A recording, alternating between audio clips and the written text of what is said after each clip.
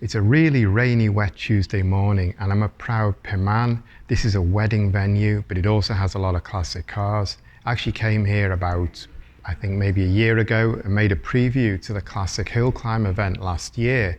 So, although that was a preview and it's gone, there's a little bit in that video about Proud Piman, so I'll drop a link in the description below if you want to catch up and see a little bit more of this place. It has a number of classic cars, and just on my right here there's a Mercedes and two Morgans here, as well as the DeLorean, which is the reason I've come for. And basically when I came here a year ago, Kunjo, the owner, he's a passionate classic car collector. So I wanted to know what cars he had, and then with Kunuk, who's the classic car revival and hill climb organizer, we're chatting and we're going through the cars, and he said he had a DeLorean, and I really wanted to see that. He said he had a right-hand drive one, running order. So kind of over the last 6 months, I've been saying to Kunjo, let's get this together, let's come and have a look, because Kunjo keeps it in storage, has to bring it out, you know, put the battery, charge it up, get it running, bring it out and everything. So I'm like, can we please come and do this? And eventually we all came together, date fitted, and I'm here this morning, the car's out, the engine's running. So I'm pretty happy to be here. What I want to do is just have a look around it, just get a feel for the car, because in 10 years or so in Thailand, I've only seen one DeLorean, and that was at the Jetsadar Technic Museum, and that one is kind of all seized up. It's not been running in decades. It's all dusty. All the cars in that museum, they've got an amazing collection of cars. They're not in running order. They're just static exhibits, and have been static for years and years. So that's the only one I've seen. I have seen a picture once, an old picture of 3 DeLoreans together at a car meet here or a car event, long time ago. But talking to Kunuk, who knows everything there is to know about classic cars in Thailand, he reckons maybe 5, possibly 6 here. But this is the only running order one. The others have not been out for decades. They're stored up, their books aren't up to date. So this is the only one that's actually in running order. And it's also the only one that's right-hand drive. Now the story with this car is one of the later cars that was built in America by the company that took over DeLorean, and this was built in 2010 using all the original parts with a couple of new things. The suspension, which is adjustable, looks like it's updated, and the air conditioning system, and I think the air conditioning controls have also been updated. So it's like mostly the original car with 1 or 2 little updates on it, and it's built in 2010. Then it was shipped to Thailand in 2012. 10 years ago, Kunjo bought it, and he's owned it ever since. And it basically, like most of his collection, it's sitting in storage. And in fact, what knocked me over when I sat in it, it's done 46 kilometers on the clock. 46 kilometers. Even the rarest Ferraris that just kind of get bought and go into storage to appreciate their price. It's rare to see something that low, and I don't think I've ever seen a car, a classic car with 46 kilometers on the clock. That's what it's done in 12 years of its life since it was built.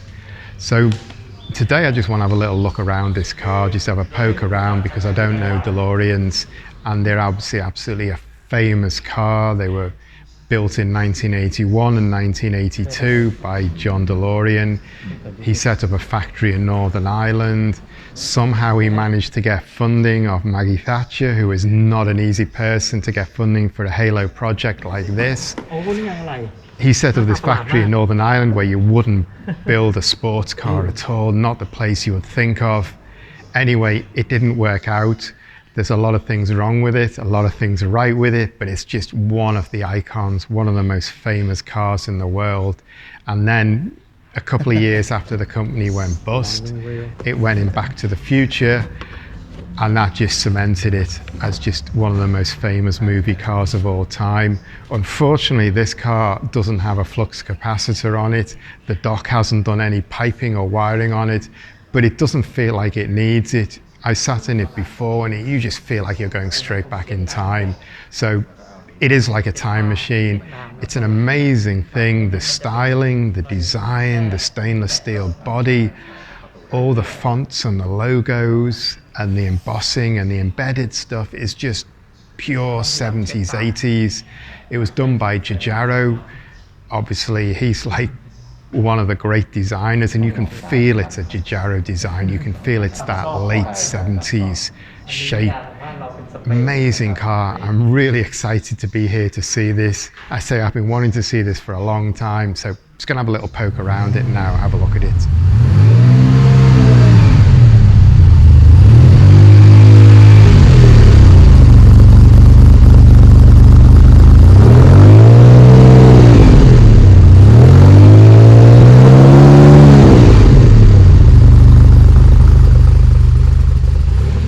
สวัสดีครับวันนี้ผมจะขอแนะนำรถDeLorean DMC-12 นะครับเป็นรถที่อยู่ในหนังภาพยนตร์เรื่อง Back to the Future ถ้าเป็นเด็กที่เป็นยุค 80 ก็อาจจะรู้จักดีนะครับพาชั่นของรถคันนี้ก็คือผมเจอในงานโชว์รถคลาสสิกก็เลยเกิดความประทับใจนะครับแล้วก็มาวันหนึ่งก็ได้มีโอกาสเห็นโชว์รูมที่จอดขายคันนี้อยู่ก็เลยมีความสนใจแล้วก็ได้ครอบครองมานะครับแต่ว่ามันจะเป็นรถที่สร้างขึ้นใหม่ที่โรงงานที่เท็กซัสในสหรัฐอเมริกานะครับเป็นสั่งผลิตโดยเฉพาะพวงมาลัยขวานะครับคันน่าจะเป็นคันเดียวในประเทศไทยนะครับซึ่งความพิเศษของรถคันนี้ก็คือเป็นรถประกอบใหม่ทั้งหมดแล้วก็นำเข้ามาโดยปัจจุบันเนี่ยวิ่งอยู่ที่ประมาณ40กิโลเมตรนะครับคือวิ่งน้อยมากเพราะว่าหลังจากได้ครอบครองมาก็ดูแลรักษาแต่ว่าก็ไม่ค่อยได้มีโอกาสใช้นะครับแล้วก็จุดเด่นพิเศษของเขาก็คือสีจะเป็นสีสแตนเลสสตีลโดยเฉพาะโครงสร้างหลักๆก็จะเป็นสแตนเลสทั้งหมดนะครับเพราะฉะนั้นการดูแลรักษาก็จะไม่ยุ่งยากเหมือนรถที่เป็นระบบพ่นสีนะครับเพียงแต่ว่าเราอาจจะต้องใช้น้ำยาเคลือบเพราะว่ารถพวกนี้จะแพ้พวกเหงื่อของคนเรานะฮะเวลาจับก็จะเป็นคราบเหงื่อนะครับส่วนการดูแลรักษาที่จะยุ่งยากนิดนึงก็คือถ้าเกิดมีการบุบหรืออะไรต่างๆอาจจะต้องเปลี่ยนพาร์ททั้งชิ้นนะครับเพราะการเคาะแต่งคงทำได้ลำบากการเช็ดถูก็จะต้องเป็นระบบลักษณะเช็ดถูไปตามแฮร์ไลน์ของตัวสแตนเลสตัวแผ่นชิ้นสแตนเลสนะครับ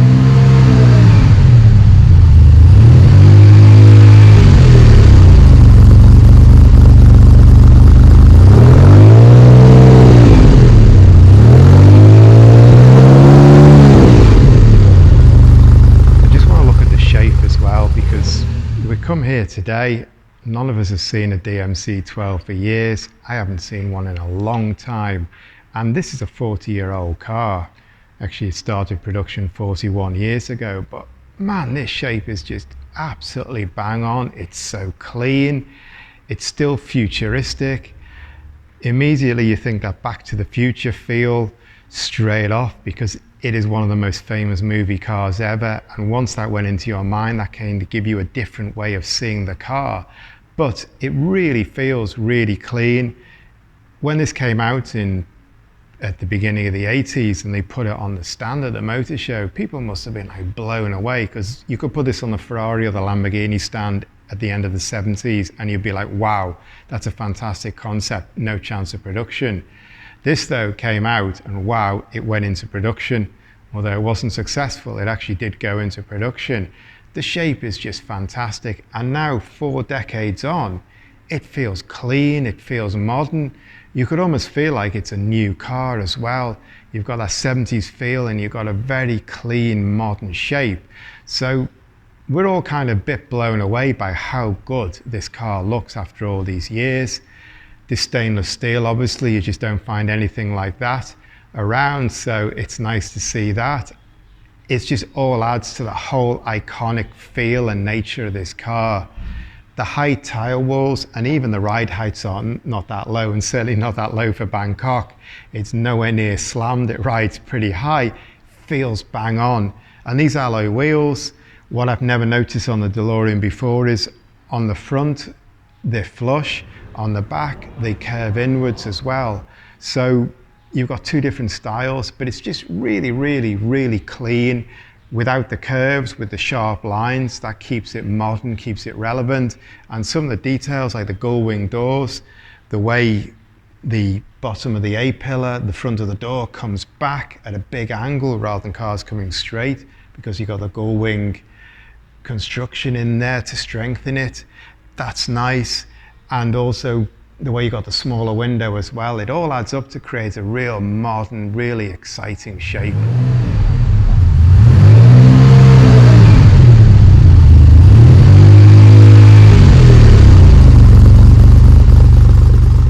So the engine, the PRV engine, basically that's what killed the DeLorean dead before it even got going. If it had overcome its other obstacles, like being built in Northern Ireland, the build quality, that sort of thing, before it got going, this engine really killed the project off, because it's not what you expect in a car that looks as amazing as this. 130 horsepower, 207 newton meters out of a 2.85 litre V6. That's not good enough. PRV, which stands for Peugeot Renault Volvo, a joint venture engine that was put in their big executive cars across their brands and sub-brands. It's not a fantastic engine, and they haven't made a huge amount of effort either. Particularly, they didn't change the cam covers. Usually when people source engines, they drop their own cam covers on. It would look a lot better if they'd put a nicer alloy cam, put DeLorean stamped into it. It's not got that, it's just got the standard PRV cam. But the engine, it's big and it does look quite strong in here, but it's not a great engine, not a great engine bay. It's just very functional. So maybe that's a bit of DeLorean's past at GM. He's gone for something that you can't sit there and look at. But I like the way it's packaged in, and I like these two covers as well. You've got one cover that sits right down, if I can shut that, and it's really nice the way the grille has got the DMC cut out of it. That slots down, fits it down really nicely. Reminds me a little bit of like a 308, something like that. And then you've got this aero section which feeds the hot air out, which drops on top of it. And I absolutely love these. These are real 70s feel. Sets the car off nicely.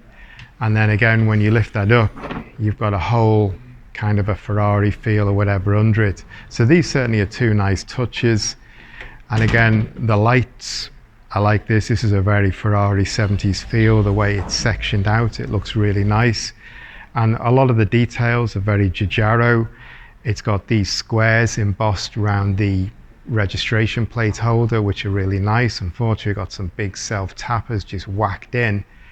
And again, this DeLorean down embossed in the bumper is really nice, real 70s feel.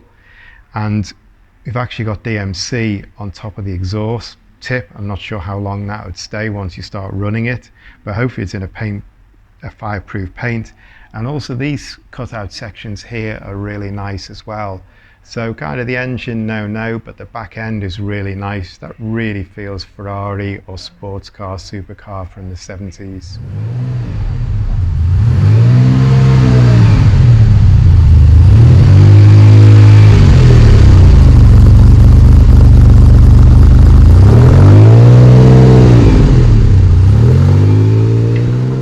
Right, it's time to look inside the car now.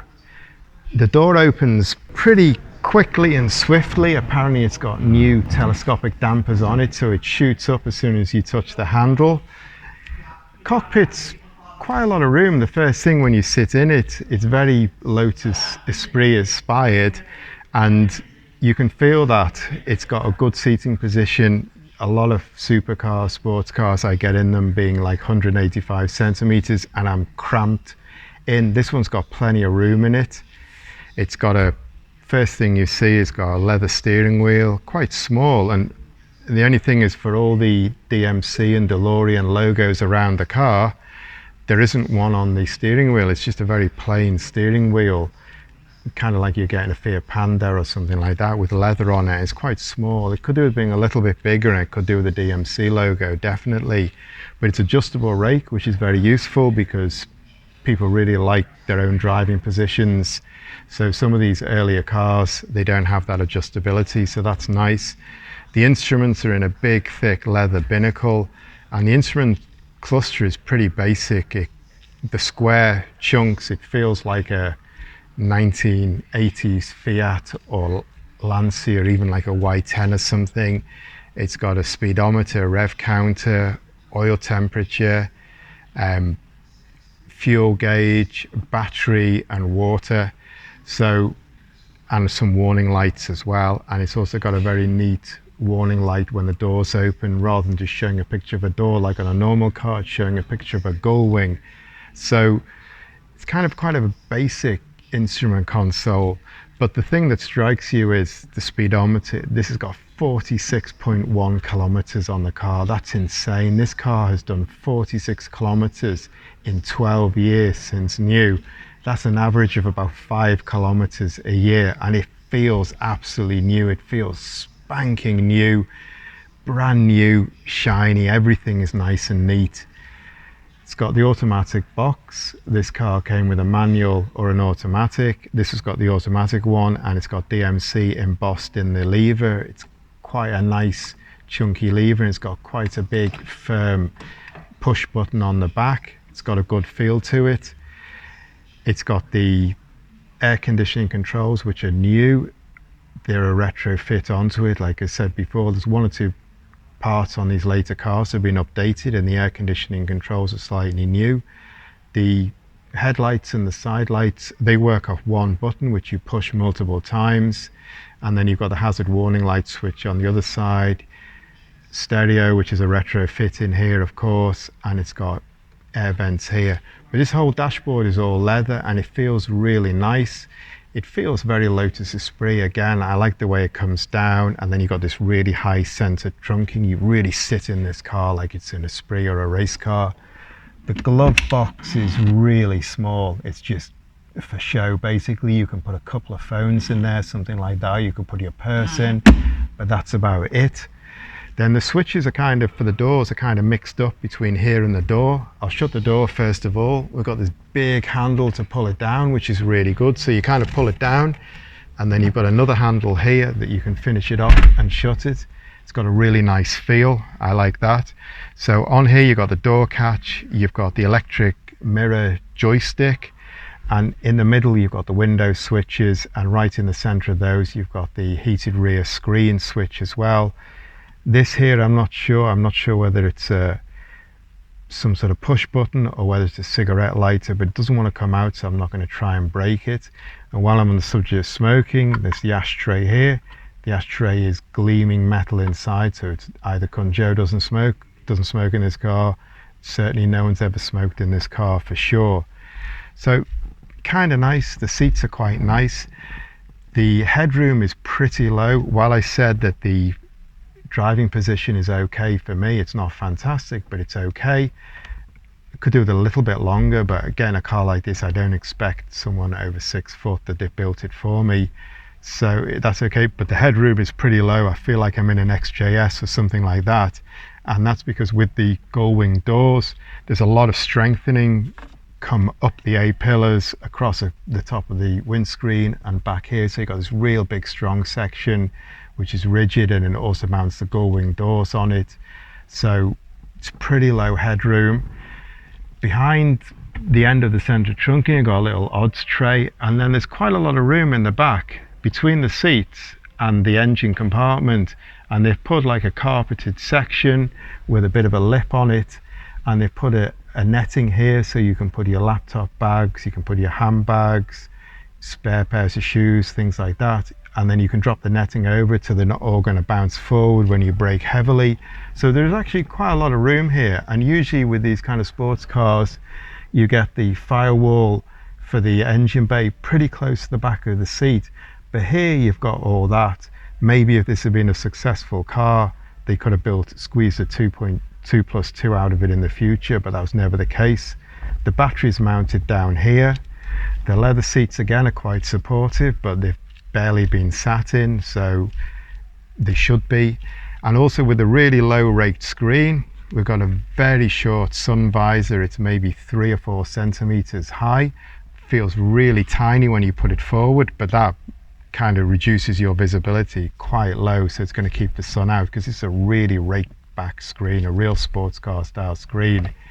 And some other details, we've got DMC embossed here and DeLorean underneath it, DMC on the instruments, and also the floor mats, which are like new, have got DMC on them again. So it's kind of nice. It's very late 70s design feel. Everything's a bit chunky. I like, again, the steel bezel around the gear stick, because again, that brings you the outside theme into the car. So it's all pretty nice. So let's try and get out again. Got a big catch here. Works really well. The door flies up really quickly, although Kunjo tells me he's put new telescopic dampers in it. So that's pretty much the interior. It's pretty nice.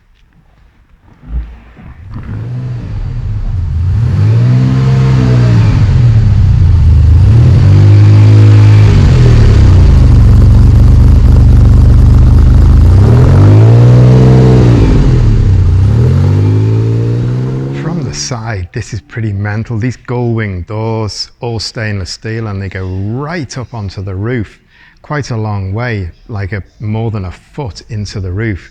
Gives them a real strong feel. And also the window, the way it's done, where you've just got this small opening section, very difficult to use if you want to go to the highway toll booth or you want to go to the drive-through. But it's just very rally style. It's kind of very cool. The door handle is really low mounted, like a first generation SLS. And the door comes up, it's got a big heavy feel. Apparently it's got the dampers replaced, so it comes up with a nice feel. And you can see inside it, you've got reflectors here, which is quite good, because people probably driving past or walking past are, not going to realize a door sticking out at this height. It's got a really big handle here as well, because I think that's useful in Thailand, because Thai people are mostly pretty short. If you sit in that, reach up to get the handle, it's quite high up, and then there's a big grab handle which you can get either way to pull the door back down again as well if you don't need this. So let's shut it again. It's got a real thick, chunky feel. I like that. ตอนแรกสั่งเป็นพวกน่าจะเป็นของจีนแต่เป็นของจีนมันก็ไม่ควร